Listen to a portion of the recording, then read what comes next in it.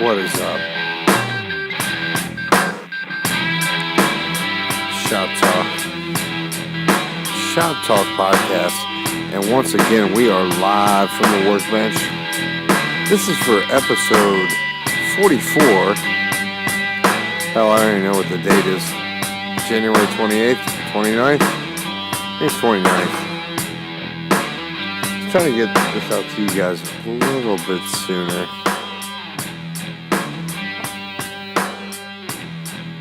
I'm so parched.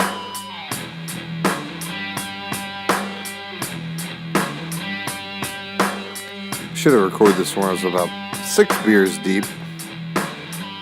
But you know, it is what it is. And in true Uncle Sam's fashion,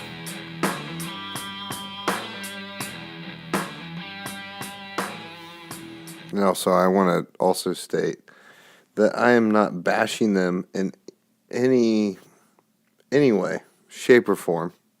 Let's do a couple sound checks real quick. Okay, that's good. That's good. Who the fuck said that? Okay. Basically, we also need to... Oh, shit balls. Let me take this down a notch. There we go. I also need to state that if you hadn't listened to the Uncle Sam's, the history of Uncle Sam's, part 1, this is basically part 2, and you need to know that I worked there for 9 years, and I will state this, and I'll state it again. I worked there on and off. I left at one point in time early into my work career there, and I started my own website where I bought and resold guitars, instruments, but mainly just guitars, amps, instruments, and I went back to the shop after 6 months. I was with the wrong woman. And then, yeah, so then I worked there basically totaling a total of 9 years, so that's what it is. And I should have got to this sooner. So there is a clip, and hopefully the app that I record with will let me go back to that clip of the Columbus Dispatch came out with a column of basically stating that Uncle Sam's pawn shop sold to a developer, and basically in their minds, the new owners, Betty Jane and Catherine, I can't fucking remember her name, the daughters of the original owner that I worked for, took over the business a little over 3 years ago. And we'll go into that clip, that column from the Columbus Dispatch. And the Columbus Dispatch also used pictures that were very outdated and depicted the company, or depicted the building, I should say, rather, in a dilapidated state. When the building has already been remodeled, blah, blah, blah, blah, blah, blah, blah. Blah. It doesn't really matter. Again, and the reason why I say this is because I worked there for that many years, and also, if you don't know, now you know. If you're in different states, countries, blah, blah, blah, it's basically Columbus, Ohio. But it is also downtown. It's a staple of the downtown Columbus, Ohio region, and they had been there since late this,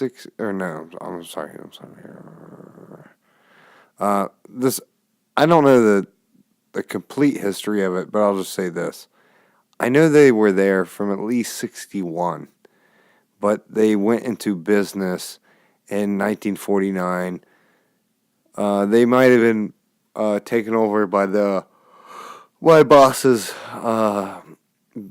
dad, which I also would walked him to his car, and he was 96 when he died, Irv, and he may have bought out his partner in 1951, but it may have been later than that.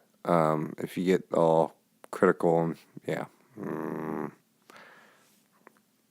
I also wanted to go back and also do them, the original owners, their due diligence, and also just, I really did appreciate the opportunity working for them up until Gary died.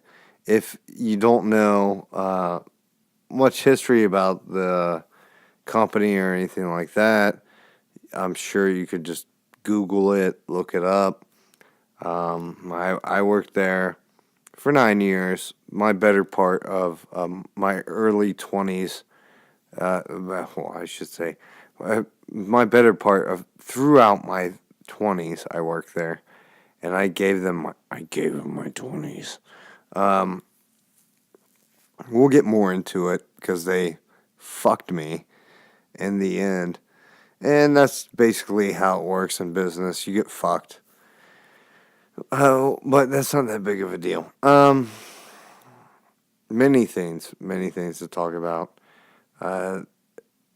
How the business was depicted, and a lot of throughout that Columbus Dispatch column, we'll get into that, and I'm going to go through the comments that was put on Facebook, and since you put your name out there, I hate to fucking say it, guess what? If I can fucking pronounce your name, I'm going to fucking say it. No one listens to podcasts anyways, and if you do, god damn it, you should. So that it is what it is. And a lot of the comments, they talk down about pawn shops. And if anybody has ever worked at a pawn shop or ever been to a pawn shop and actually had a good experience, you will know that, is what is. And then on top of that, we got a new furnace down here. I record in the basement. Not that you should know that. But it is extremely cold out, and it's going to be negative degrees tonight, if not already. Yeah, I should just fucking record this earlier. But so if you hear the furnace kick on, I may click off the podcast itself and then come back and record more stuff. But it, yeah. Okay. So here is the article. Let's get a little sound check real quick. That sounds good. Who the fuck said that? Okay, I got my fucking ducks in a row. Let's check that out. Let me go back here, see if it's still going. It's still going. Let's go to this. Okay. And I'm going to read it. This is from the Columbus Dispatch. Uncle Sam's Pawn Shop has been a downtown fixture since 1949. Today, the store has 3 walls lined with dozens of electric guitars, neon beer signs, and display cases filled with clocks, watches, knives, and ancient cameras. Okay. They did, the Columbus Dispatch did very poor reporting on this whole, I would say, epidemic. It's not a fucking epidemic. Just on the whole thing. Okay, so Uncle Sam's, and I just want to lay this out there, was also called the Musician's Pawn Shop. So when musicians came to town, professional musicians, they would come to the pawn shop. It was right downtown. I keep fucking yawning. Anyways, guys like, if you've never heard of Leon Redbone, which he may be dead already, a band called Primus, if you're familiar with Beavis and Butthead or MTV, you will know who Primus is. I mean, right around the Dinah Red Hot Chili Peppers. I'm trying to think of another band. There's many other fucking bands. Jesus Christ. Excuse me. New York Dolls, the guitar player, he would come in there. There was not Flogging Molly. What the fuck was that Irish goddamn band? And I've had this problem coming up with the name of this band. The guitar player would come in. He just moved to Columbus.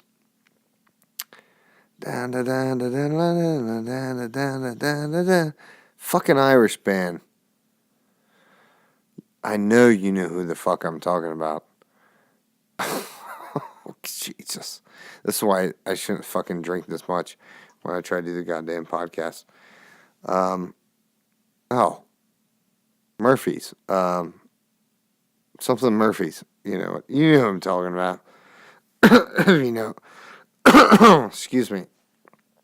Jesus. Yeah, but there's so many bands. Let's see if I can go back to this. Okay.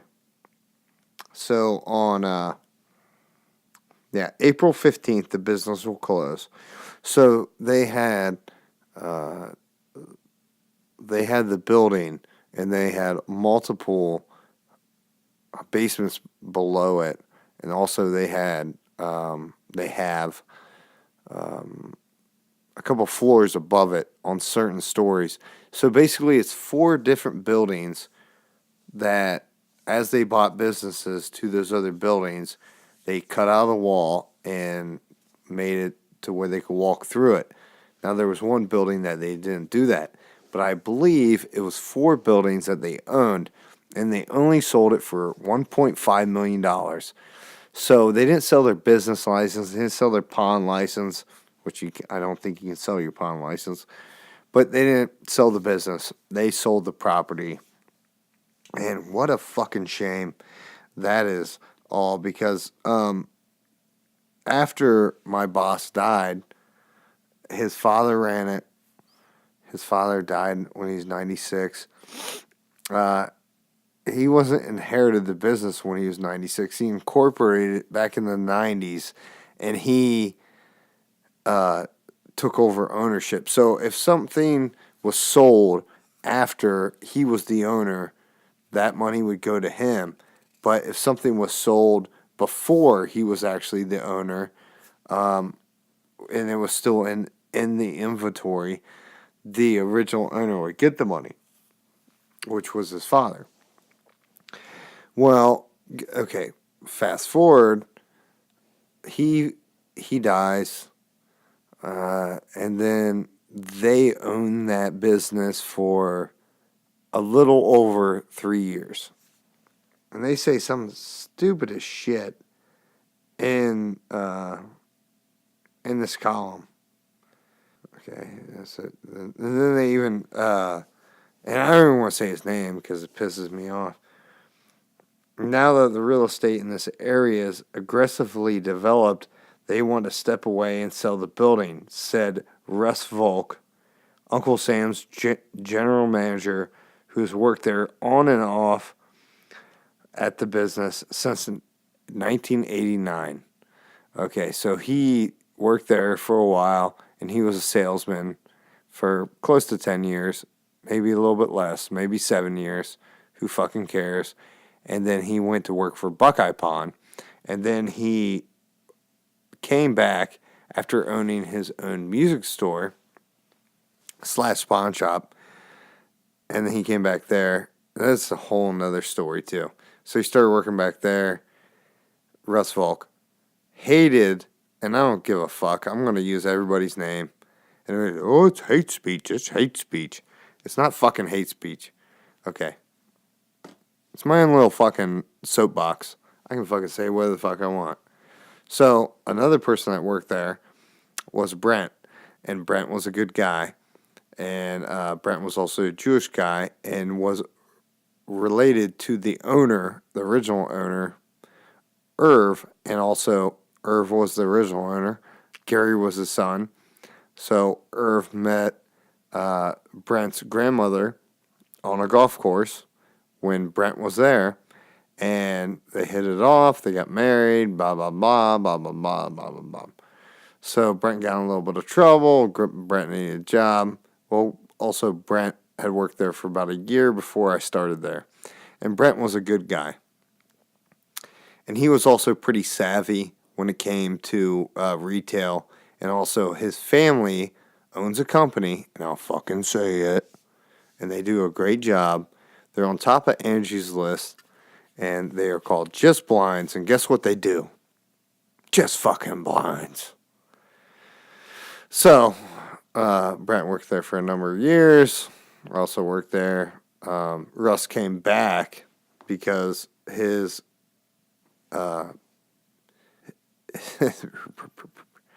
his music store was going out of business, and they were also slash a pawn shop with another company. He was also in cahoots with a wholesaler that was his business partner for the pawn shop side of his business. So anyways, Russ comes back. He's there for maybe less than a year. They demote Brent, put him in the office because there's multiple sides of that store. We worked on one side of the store. The other side of the store was the office, also where all the jewelry is. And yeah, so they demoted him. They wanted him out. Russ hated Brent. And Brent didn't necessarily like Russ either, but Brent was a team player, willing to do whatever it took for the business. Not necessarily that he should have been out of there. Some of the things he did was maybe a little out of line, but I will say this. A lot of things that a lot of people that worked there was a little bit out of line. So, I don't know. You take a guy and you give him a job for 8, 9 years, and he worked there for 10 years, and you take his job away from him, you demote him. It wasn't necessarily, he wasn't even losing any vacation time. There was no bonus money.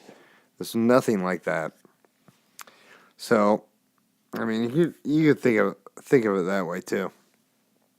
And also on top of that, I don't know if I mentioned the daughters that took over. The one daughter lived in Cleveland, still lives in Cleveland. The other daughter, they're fucking like neighbors of Lex Wexner. You know what I mean? And she never worked a day in her life. Betty, what it stands for, BJ, you know, blowjob. I mean, Betty Joe, or what the fuck her name is. She was actually nice, but at the same time, naive. Sometimes didn't know how to talk to people. But that's how a lot of people are. Actually, for what her status was in her life, or is in her life now, she's actually quite configured. We'll put it that way. But didn't ever, know how to make a bed. She had to ask her housemate, her housekeeper how to make a bed. Housekeeper showed her, and she figured out that. But Jesus Christ, can you imagine working for somebody like that? Okay, so then we're going to get back into this. I'm sorry, BJ, Betty Joe. Who the fuck? What fucking Goldstein, or what fucking what Jewish person gonna name her kid, their kid, Betty Joe? It's Betty Jane. I'm sorry, Jesus God, Klinger, just like Andrew Klinger. He's a fucking douchebag, and yeah, and her sister Kathy Zwig. They're both the owners after their father passed away, Gary Chasen. Gary Chasen was very nice as he got into his older years. When he was younger, he was quite the motherfucker. Let's just put it that way. He was married to their mother for a few years, and she was a penthouse centerfold. which, good for him. But he also, there was another salesman that worked there, and then guaranteed. Into the late 2009, 11s, there was no salesman left. But guess what? There were still salesmen left at Uncle Sam's pawn shop. Well, back in, I don't know, the late 90s, early 90s, Gary, the original owner, well, not necessarily the original owner's son that incorporated the business in the early 90s, that was all strung out on fucking coke in the late 80s, he decided he was going to take out one of the salesman's wives, and guess what he did? Yep, he fucked her. He fucked her. And about a week or so later, he fired the fucking guy. Why? Because he fucking could. That's why. But, announced to everything anybody would say, I want to get to these comments of also this. I want to see also how far we're in. Okay. My sister and I felt we carried the legacy as long as we could, said Klinger, which is also BJ, 52, of New Albany, right next to Lex Wagner. Yeah. We've been an institution since Harry Truman was president. Okay. Their husbands did not want them to own the business because they would probably make way too fucking much money. And you also got to think, there are some people, and nobody may think this, but I seen stuff that was in pawn for over 10 fucking years, and then finally, either the person lost it because they died, or something happened, or they got it out. How much fucking interest do you think that is? How much? Come on, God damn it! Come on, give it to me. There we go. Where's my cat? Where's my pawn? I killed your cat, you druggy bitch. God, why? I felt it would bring closure to our relationship. You killed my... Your what? You're skipping. So, anyways, here we go. We helped people in a way very few people can, Klinger said. My father said to me, banks lend money to people who don't need it at all. And actually, what she just said, I actually, I don't know what the word is for it. Compel? Yeah. That's what it is. Yeah. I compel her for that. She is a nice lady. I am not going to say anything bad about that. But the family, after Gary died, they wanted to get rid of people. R-I-D. Fucking rid of people that worked there. And they did. They fucking cleaned house. What the amazing part about it is when my friend quit, which was Brent, I was talking about earlier, he got so fucking pissed off on my day off, he walked out and he quit after 10 years of working there. And then a few weeks later, one of the liars that worked there, he was the main liar, the head honcho fucking liar that would get out of all kinds of fucking work. He came in and he quit, but he let everybody know that he was quitting. And yeah, it's amazing.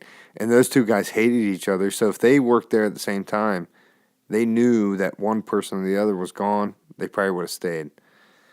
That's the fucking funny part about it. The funny part about it is that they put up with this liar, this guy, his shit for fucking so fucking long. And they just put up with it. Anybody else, you get in trouble for something. It was fucking complete bullshit. Complete bullshit. Excuse me. Let's try to get back in this. I do want to get into... We'll go further into this. My father and grandfather truly cared for our customers. Yeah, she shouldn't have said our, because she worked in there 2 hours a week.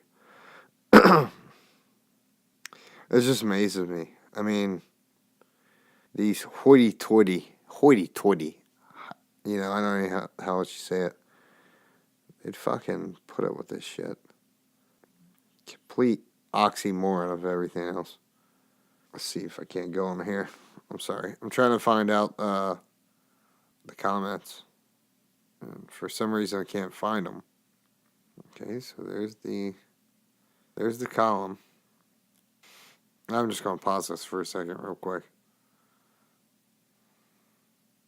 Jesus. So fucking stupid. Sorry about that. So, yeah. So fucking discouraging. Anytime anything bad happens. Let's see where we're at. Okay, so I just want to put this out there before I go through these comments on Facebook about the Columbus Dispatch. I'm going to go through there and I'm going to answer all those comments and lay it out all on the line. But I want to put this out there too, that I was always an honest salesman, salesperson, if you want to get all Me Too on it. But when it boils down to it, I'm a salesman, and it's not my job to point out the flaws of a, guitar that has this needs repaired, this needs repaired, this needs repaired, or necessarily anything under the sun. It's not my job to do that. It's my job to sell you something. It's also my job. I'm not a police officer. So if I know something's stolen, if I know it's hot, it's a hand warmer is what they would call it. You can touch it. I'm touching the fucking mic right now. You're not going to give them much of anything for it. And then also, and we'll get into it a little bit later in there, of the code that is written on tickets for each item that comes out for sale. We'll get further into that, but it doesn't matter how much money you have into something. I bought a really nice audio interface for $20, not knowing if it worked or not. We bought a power supply online for $15, $16, maybe $17. I can't fucking remember. And we sold that unit online for like $1,400. Hold on a second. Okay. I still don't fucking hear myself like I did before. Yeah, there we go. There we go. Hopefully that part of the recording sounds better than what I heard. Jesus. Okay. So let's go to... I want to go to this comments real quick. And since these people put their names out online, I'm going to fucking say their names because why not? Okay, here you go. John Young. It amazes me that these pawn shop owners try to convince everyone that they're pillars of the community, that they provide such a beneficial service. And actually, he's kind of fucking correct. But in the same sense, a lot of the time, who are you going to go to get money from? Especially if you have junk. And it's a lot of the shit that we would see. Then you have Tom Rhine, R-H-I-N-E, Rhine, Perception. While you can say they take advantage, they help people that are down and out, and nobody else will. Who else would buy your random junk for straight cash on the spot and give you the option to buy it back when your situation improves? I'll wait. I like that. I like that comment. And then here you go. John Young. They have for me. I bought a number of cool guitar, cool things from them. Yeah, I totally get it.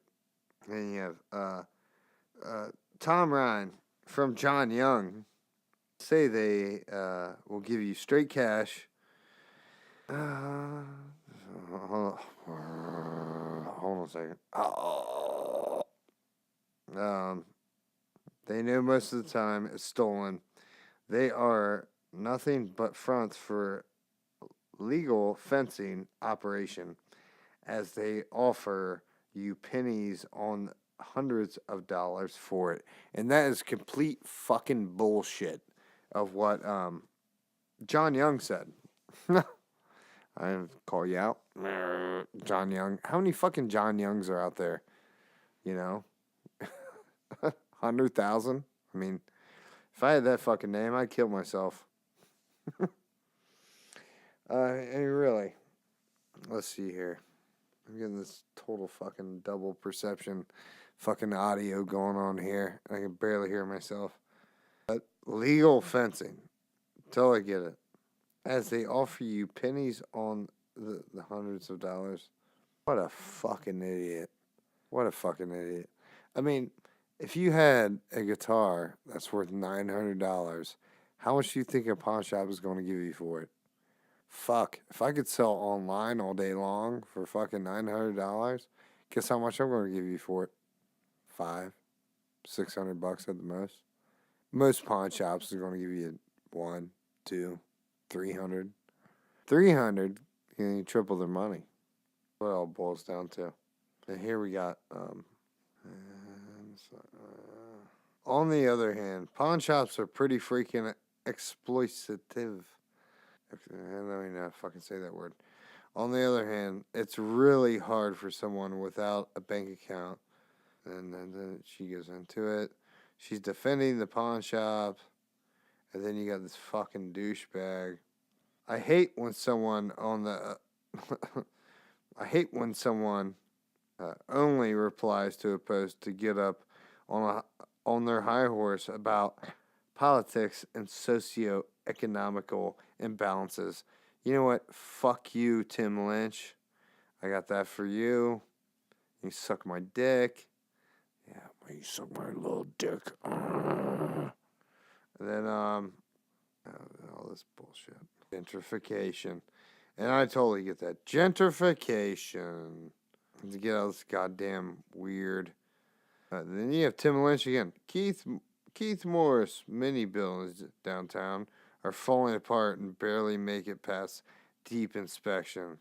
He's a fucking idiot. No. Here, I'm about to reply to it right online as we're recording right now. Many buildings get passed. Yeah, a lot of these people out there, they're fucking retarded. And that's what it boils down to. So let me get off here real quick. Let's see. Shit. Oh, Jesus. Excuse me. Yeah, sounds a lot better. A little bit. Good Lord. Thank God that is over with that double time out of phase bullshit. But yeah, a lot of the people out there, they don't know what they're talking about. I didn't go over some of the comments about how pawn shops take advantage of everybody in the neighborhood and that kind of thing. Let me tell you this. If you go to a reputable pawn shop and you have an item that is worth of some kind of value, say it's worth $1,000, and you go there and you go, can I get $250? Can I get $300? Can I get $400? Sometimes they'll loan you that amount of money that you need. And there is nothing wrong with it. It is the oldest form of banking. It goes back to Christopher Columbus. When, I don't know if she was the Queen of France. I don't know where the fuck she was from. She's the Queen of something, maybe England. And she pawned it to another fucking country. And they gave her X amount of dollars. And it funded the fucking thing that Christopher Columbus came out on. That's all I gotta say. Okay? Say what you want. Believe what you want. Suck my dick. Yeah. Or you could do the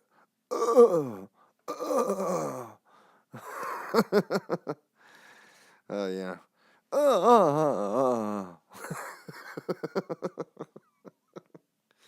Yeah. Fuck y'all. But basically, I'm going to go back into the history of the whole thing. But Uncle Sam's, other than other pawn shops, they do all the same shit.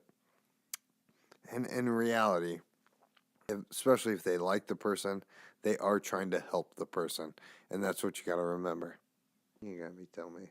What the fuck is this? Weird ass shit. It records and it stops? I don't fucking know. Jesus. Yeah, so I worked there for 9 years. At the latter part of my career working there, the owner was very nice to me. Before that, he treated me like shit, and he also treated everybody else like shit. He also gave that liar more than a raise than me. And I don't blame him if you're owning a business, but goddamn, he was fucking me. You know, for years I worked my ass off. It's starting to boil down to the job I'm at now. I'm working harder than someone else, and they're the fucking manager, and they're getting this kind of money. Suck it. That's all I gotta say. Suck it. Suck it. You know, fuck you. Yeah, I got a lot of better things I could be doing. You know, like watching my young son. So, let's see. Here we go. Ah, something loud. Fucking come on.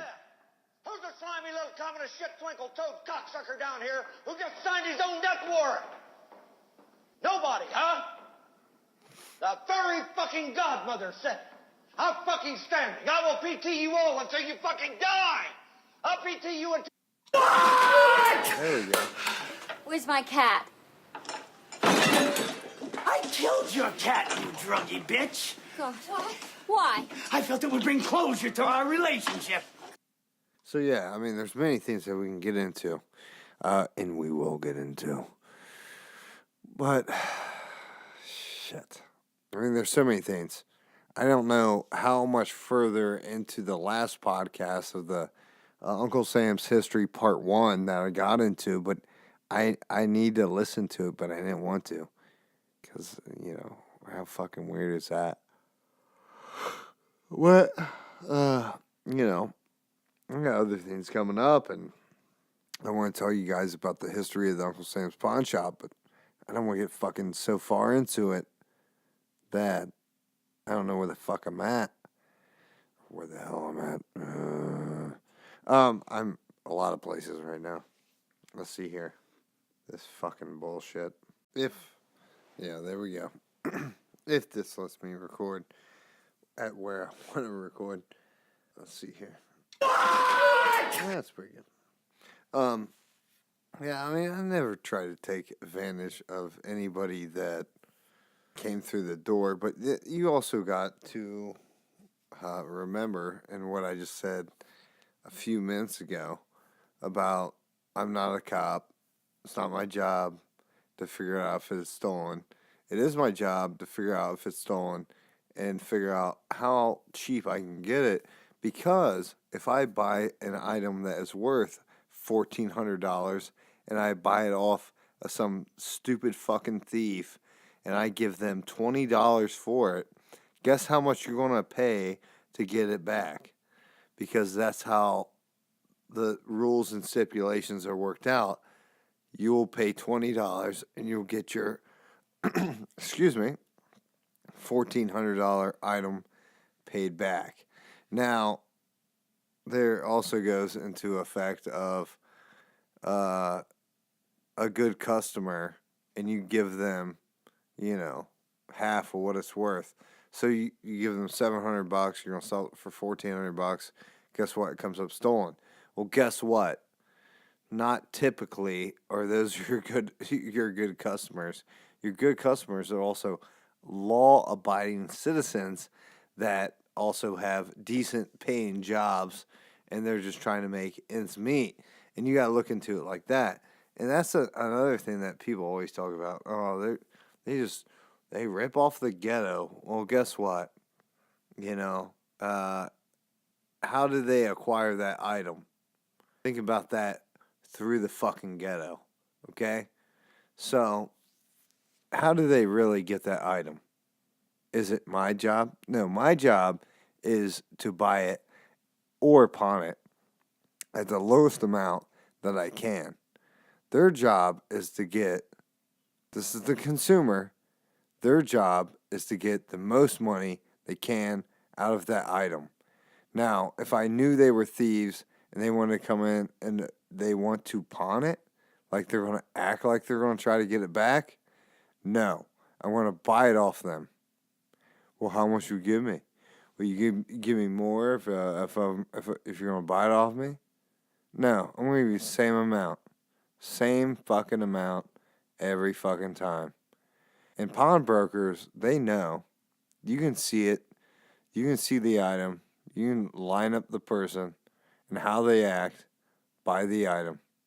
You know, if some gangster want to come into your store and they have a fucking juicer, a high-end juicer, are you fucking kidding me? Do you think they fucking care about juicing? You gotta be fucking, you gotta be fucking nuts. Nuts. Of course they don't fucking want to juice. They stole that motherfucker. Okay, I totally get it. Okay? Some people out there. Recently I seen where someone said, what kind of SUV should I buy? And I said, you should look up Scotty Kilmer on YouTube, and he'll tell you 5 of them, 5 different, makes, models, blah, blah, blah, blah, that you shouldn't buy. And they just gave me the thumbs up. And that's fine. That's fine. It's fine. But when I give good, honest advice, it really fucking blows my mind. I used to sell TVs for years through the pawn shop. And I think really people look down upon that. But when LCDs, liquid crystal displays, first came out, and also, what's the other one? What's the other one? Oh yeah. Excuse me. Emitting diode. Okay. LED. Emitting diode. And all these people that I'm related to never questioned me to come out and buy a TV with me because I could run down all those specs, blah, blah, blah. That's what the biggest thing, it's an everyday item, okay? A TV is an everyday item. It's not like a guitar. How many people do you know that play guitar? How many people do you know that own a guitar? Well, that's a big difference. How many people do you know own a TV? How many people do you know that don't know how to operate a TV? Okay, I mean, the list goes on and on and on and on. You gotta think about that, especially when you're selling stuff. If you're a salesperson or if you just work in retail. Let me see if I can't figure this out. God damn it, this eye. Jesus. Okay. Yeah. I mean, it is what it is. There's no secrets here. No punches hold. It just is what it is. But back to it. Michael Zwig, son-in-law of Uncle Sam's pawn shop. Andrew, can't fucking remember your name. Klinger. Oh, yeah, that's your dumbass name. You guys are fucking pieces of shit. And I don't give a fuck what anybody thinks. What anyone cares. And it goes back to also, you had these meetings with Russell Volk. Russell Volk's a fucking idiot when it comes to business. That's why his business is not in fucking business. And that's why he's working for you. And guess what? You're going out of business. What is he going to do for a living? Middle 50s. Pfft, what are you going to do? You're going to work for Lev's Pawn Shop? Who fucking knows? Alan Bretz. Nice guy. I don't know. All this stuff didn't go down how it should have went. With me, at least. I fear for the fucking... I fear for you guys. That's what I'm going to say. When it comes down to the daughters that inherited the business with Uncle Sam's, had no fucking clue what to do with it. Again, no fucking clue what to do with it. And I wish they would have let the company run itself, how they said they were going to. They want to keep these people employed. Excuse me. But they didn't. And it is where it is right now. And, it's a big fail, especially for people in Columbus, Ohio. There were many people that would drive from many suburbs to come there, and there were also many professional musicians that would also come through there to check out the vintage gear and whatnot. But also, there were many professional musicians that would come through there. It was a time capsule, to say the least. It's a real true shame. Big letdown to the original owner and the incorporated owner, which was Gary Chasen, the original owner, Irv Chasen, his father. It's a big letdown. And also Columbus Dispatch did a disingenuous, I don't know how the fuck you else would say that. I mean, they did a poor example of journalism, taking those old pictures and posting them. And I will say it, and I don't care, I'll say it, because these people put their names out there on Facebook. It is what it is. I hope you guys have a great week. Enjoy the Super Bowl. If you like this podcast, check out the cooking videos. Please like, subscribe, and please share all you can. Oh, Jesus. Yeah. Here we go. Who the fuck said that? Who's the slimy little communist shit twinkle toad cocksucker down here who just signed his own death warrant? Nobody, huh? The very... I don't know if this is... So what do you want? What I've always wanted is to watch you die. I appreciate everybody out there who watches. Check us out on Instagram, shop_talk_podcast at Instagram. And then also check us out. If you want to email the podcast or the show, the cooking show, the link will be in the description below. Check us out. Yeah. Otherwise, suck it. That's what I got. Can it be that it was all so simple then? Got me thinking, I remember the time. Can it be that it was all so simple then? Ain't no changing what's left. Can it be that it was all so simple then? Because we all race against death. Can it be that it was all so simple then?